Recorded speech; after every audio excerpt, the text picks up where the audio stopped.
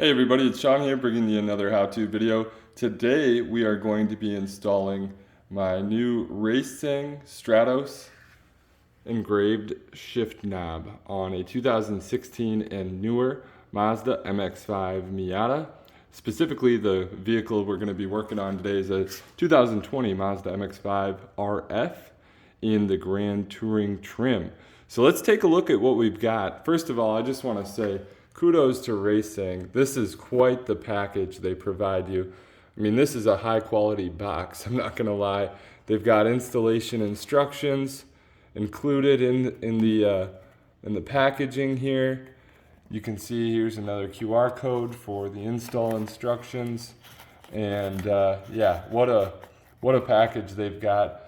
I'm not a huge sticker guy on my cars, but honestly, that's a pretty sweet sticker. It matches my Snowflake White Pearl Mica paint.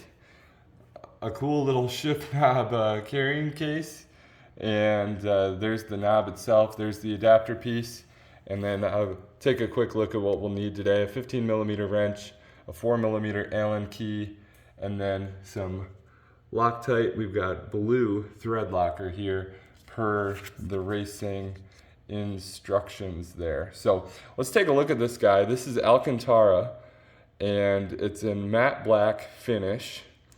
And instead of the reverse and then 1 through 6 on the top of the knob, I just got a nice engraved Raceseng logo there. So really excited. This Alcantara finish, the camera doesn't do it justice. It's very, very, very nice. And the advantage of that, of course, is that it's not going to heat up. Of course, metal or Delrin is going to get really hot. Even leather can get really hot if it's been sitting in the sun. And Alcantara is not going to get near as hot as the leather or a metal shift knob. And frankly, it just looks great. This is weighted a little more heavily than the stock knob. It is not overdone, but it is going to be a little heavier. So do your research. Obviously, a shift knob is certainly a personal preference, but I'm looking forward to a little heavier from the research I've done. It won't feel quite as gritty getting into the gears, and it should make them a little smoother. So I'm going to be installing this on the factory shift stem, so it's not going to be a short shifter. It's simply just removing the factory knob and replacing it with this Raceseng one. So let's go hop into the interior and I'll show you the steps needed to get this guy installed. Okay, here we are in the interior, and the first thing we're going to do is unscrew the factory shift knob. So we're going to actually turn this guy counterclockwise, and depending on how tight yours is, might need to use a little bit of force there, but it should simply unscrew off its threads. And we're going to remove this entire piece. Now we're going to install the adapter, and the first thing we're going to do is apply just a small pea-size amount of blue Loctite onto that Raceseng adapter. Okay, now that the factory shift knob has been removed, I put a small amount of blue Loctite on the factory shift arm of the threads, and then by hand I carefully threaded this Raceseng shifter knob adapter piece onto the factory shift arm. Now we're going to let this guy sit for about 10 to 15 minutes to let that Loctite cure and get nice and solid grab on the shift arm threads. So we're just going to wait, hang out for a little bit, and then I'll be right back with you to install the Raceseng knob.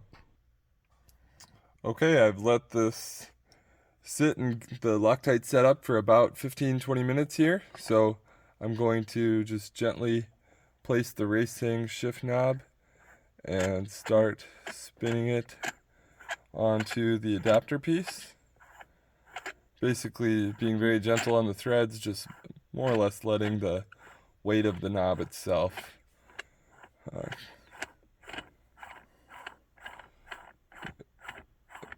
get it lined up on the threads. And so now I'm going to just gently get this all the way tightened down, and we're going to straighten this out until it bottoms out. Looks like that's pretty straight right there. So thankfully mine I didn't have to adjust. Now if I would have needed to adjust it, that's where that 4mm Allen key would come into play. So however far off this shift knob, the logo, being that this one is engraved, however far off that would have been, we simply would have unscrewed this again and then turned with that Allen key, turned that screw on the top of the adapter however much we needed to go to get this to be perfectly lined up. Now, it's pretty snug right here. It's not going anywhere. I'd say it's tighter than the factory one, in fact. But you can see kind of the overall look, so much cleaner, such a nicer looking shift knob than the factory one. And I'm just going to kind of